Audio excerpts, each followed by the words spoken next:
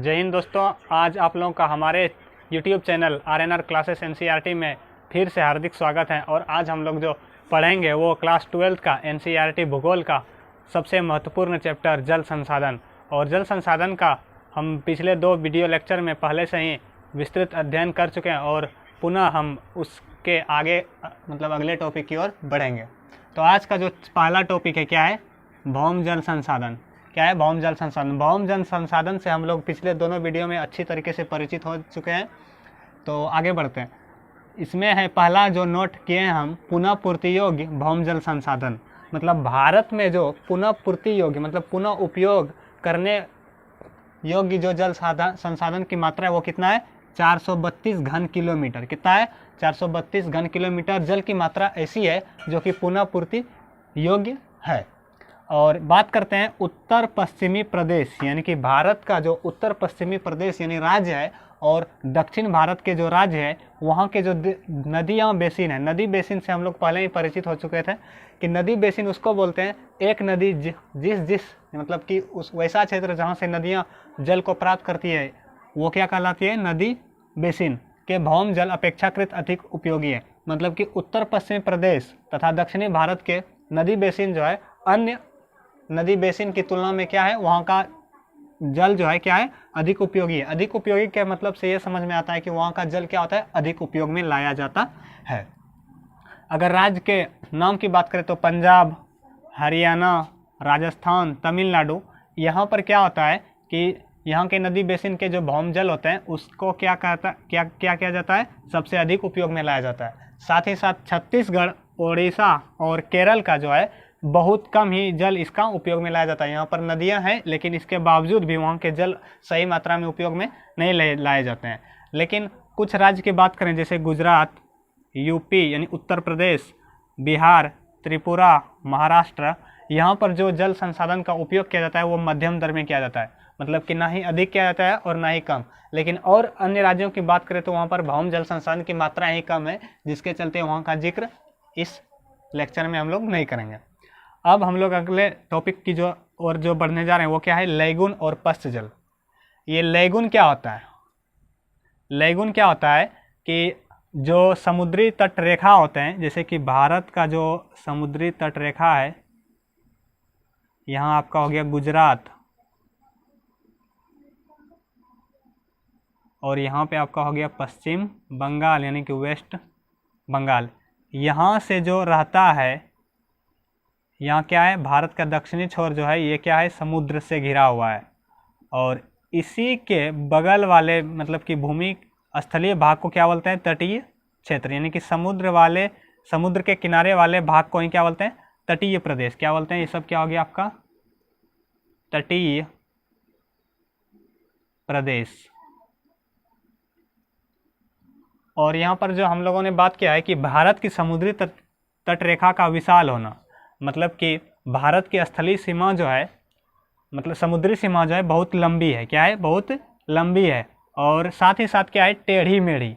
इस टेढ़ी मेढ़ी के कारण क्या होता है कि समुद्र का जल बहुत हद तक उसमें चला जाता है। कहाँ चला जाता है, स्थल के बीच में चला जाता है और बड़े बड़े झील का निर्माण करता है, जिसको क्या बोलते हैं हम लोग, लैगून। क्या बोलेंगे, लैगून ऐसा होता है कि जब पानी की मात्रा मतलब समुद्री जल की मात्रा कहीं पर जमा हो जाती है तो वो क्या हो जाता है, लैगून हो जाता है। इसका जो एक भाग होता है किससे जुड़ा होता है, समुद्र से। और झील क्या होता है, कभी कभी समुद्र में क्या होता है कि लहर जब आती है तो पानी बहुत सारे जल की मात्रा को किसी जगह में जमा कर देता है, किसी विस्तृत क्षेत्र में, और चारों ओर से वो फिर घिर जाता है। मतलब कि झील समुद्र से उसका जो संपर्क है टूट जाता है। तो उससे क्या किसका निर्माण होता है, झील का निर्माण होता है। और साथ ही साथ अगर हम लोग बात करें कि इसका पानी कैसा होता है, समझिएगा, अगर समुद्र का पानी रहेगा तो ऑफ कोर्स क्या होगा, उसका जल क्या होगा, खारा होगा। इसमें कोई संकोच की बात नहीं है। और बात करें केरल, उड़ीसा और वेस्ट बंगाल, तो यहाँ पे क्या है, लैगून व झील में बड़े धरातली जल संसाधन है। यानी केरल, उड़ीसा और वेस्ट बंगाल में धरातली जल संसाधन की मात्रा क्या है, बहुत ज़्यादा है। किस स्रोत के आधार पर, लैगून और झील के स्रोत के आधार पर। और इसका उपयोग जो होता है वहाँ पे केरल, उड़ीसा और वेस्ट बंगाल में मछली पालन में किया जाता है सबसे ज़्यादा। कहाँ पे, वेस्ट बंगाल में। और चावल जो है, चावल कहाँ पे, उड़ीसा में। और केरल में खास करके किसका उपयोग उत्पादन होता है? नारियल का। केरल वैसे भी भारत में जो नारियल का सबसे अधिक उत्पादन होता है कहाँ पे होता है? केरल में। और मछली पालन की बात करें तो वेस्ट बंगाल में भी बहुत होता है, और उड़ीसा में चावल की उत्पादन भी बहुत होता है। ये किसका कारण क्या है? बहुत अधिक मात्रा में जल संसाधन, धरातलीय जल संसाधन का होना। और वह जल संसाधन किस में मौजूद है कि उनका सोर्स क्या है? लैगून और झील। अब हम लोग थोड़ा सा आगे बढ़ेंगे। अब जो अगला टॉपिक है वो क्या है? जल की मांग और उपयोग। मतलब कि जल की मांग किस प्रकार है और उसका उपयोग भारत में किस प्रकार होता है। ये टॉपिक बहुत ही इंपॉर्टेंट रहने वाला है, एग्जाम की दृष्टि से बहुत वीवीआई है। हम लोग जैसा जानते हैं कि भारत प्राचीन काल से ही क्या है? कृषि प्रधान देश है। प्राचीन काल से ही भारत क्या है? कृषि प्रधान देश है। इसलिए यहाँ पर बात क्या आया? पारंपरिक। पारंपरिक मतलब क्या? बहुत दिनों से जब कोई गतिविधि चली आ रही होती है तो उसको क्या बोलते हैं? पारंपरिक गतिविधि। तो भारत में कृषि की गतिविधि प्राचीन काल से ही चलती आ रही है, इसलिए भारत क्या है? कृषि प्रधान देश है, और ये परंपरा बहुत दिनों से चलती आ रही है। साथ ही साथ भारत की अर्थव्यवस्था जो है किस पर निर्भर है? कृषि पर ही निर्भर है। वैसे भी कृषि को भारत की अर्थव्यवस्था की रीढ़ कहा जाता है। साथ ही साथ जनसंख्या का 2/3 भाग, जनसंख्या का 2/3 भाग किस पर निर्भर है? कृषि पर निर्भर है। आप सोच सकते हैं कि किसी देश का जनसंख्या का 2/3 भाग अगर कृषि पर ही निर्भर है तो वहाँ पर कृषि के लिए जल की मांग किस प्रकार होगी। तो पंचवर्षीय योजना जो होती है, ये पंचवर्षीय योजना से आप लोग परिचित हो लीजिए अच्छे से। पंचवर्षीय योजना क्या है? सरकार द्वारा कुछ लक्ष्यों को निर्धारित किया जाता है 5 वर्षों में पूरा करने की, उसी को क्या बोलते हैं? पंचवर्षीय योजना। और उसी पर ही सरकार का ज़्यादा ध्यान दिया जाता है सरकार द्वारा। तो पंचवर्षीय योजनाओं में कृषि उत्पादन बढ़ाने हेतु सबसे ज़्यादा अगर बात करें तो सिंचाई को उच्च प्राथमिकता दी जाती है हर एक पंचवर्षीय योजनाओं में। खास करके बहुत सारी ऐसी पंचवर्षीय योजना रही जिसमें बहुत ज़्यादा मतलब कि प्राथमिकता किसको दी गई? सिंचाई के लिए। तो इसी के तहत बहुत सारे बहुउद्देशीय नदी घाटी परियोजनाओं को चलाया गया है। तो बहुउद्देशीय नदी घाटी परियोजना के बारे में आप लोगों ने क्लास 10th में बहुत विस्तृत अध्ययन किया है। तो बहुउद्देशीय नदी घाटी परियोजना क्या होती है? ऐसी नदी घाटी परियोजना जिसको कि बहुत सारे उद्देश्यों की पूर्ति के लिए बनाया जाए, उसको क्या बोलते हैं?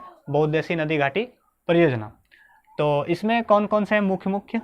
तो सबसे आता है भाखड़ा नांगल, ये जो है किस नदी पर है? सतलुज नदी पर। सेकंड क्या है? हीराकुंड बांध परियोजना, यानी कि नदी घाटी परियोजना, ये कहाँ पे है? महानदी। दामोदर घाटी परियोजना की बात करें तो ये दामोदर नदी पर ही है। नागार्जुन सागर नदी घाटी परियोजना की बात करें तो यह किस नदी पर है? कृष्णा नदी पर।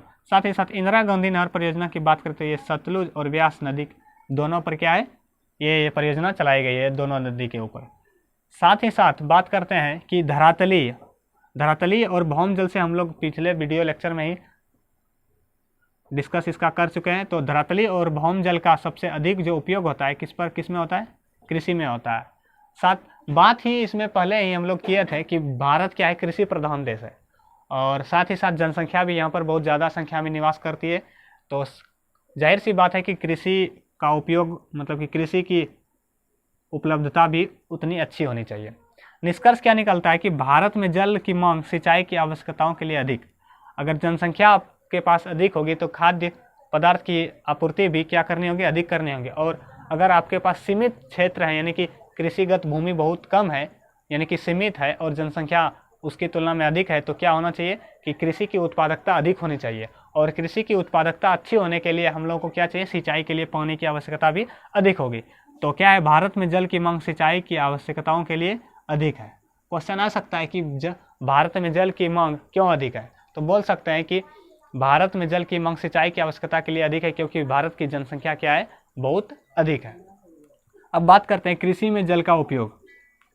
तो कृषि में जल का उपयोग जो होता है, धरातलीय जल का 89% यानी कि 89%, और भौम जल का कितना होता है? 92%। इससे स्पष्ट है कि कृषि में बहुत ज़्यादा मात्रा में किसका उपयोग हो रहा है? जल का उपयोग हो रहा है। अगर उद्योग में बात करें तो उद्योग में मात्र कितना हो रहा है? 2%, और भौम जल का कितना हो रहा है? 5%। सतही जल, यहाँ पे थोड़ा सा कन्फ्यूजन आपको आ सकता है कि यहाँ पे धरातलीय जल लिखे, यहाँ पे सतही जल लिखे। सतही जल और धरातलीय जल वास्तव में एक ही होता है। और अगर घरेलू सेक्टर क्षेत्र में बात करें तो धरातलीय जल का उपयोग भौम जल की तुलना में अधिक होता है। वो कितना होता है? धरातलीय जल का 9%, भौम जल इससे कम होता है। हम लोगों ने क्या समझा कि भारत में जल की मांग जो है सिंचाई की आवश्यकताओं के लिए अधिक है।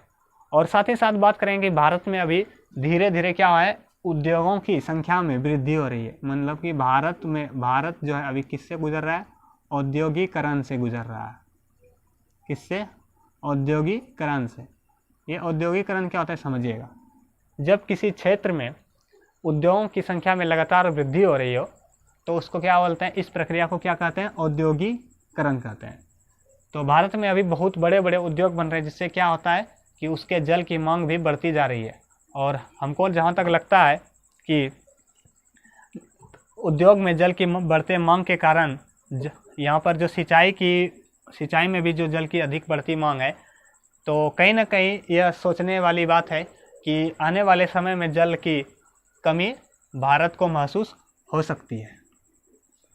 तो हम लोगों ने इस वीडियो लेक्चर में जो बात किया, भौम जल संसाधन, लैगून और पश्च जल के बारे में बात किया, जल की मांग और उपयोग, और निष्कर्ष देखे कि भारत में जल के मांग की स्थिति क्या है और जल के क्या फ़ायदे हैं।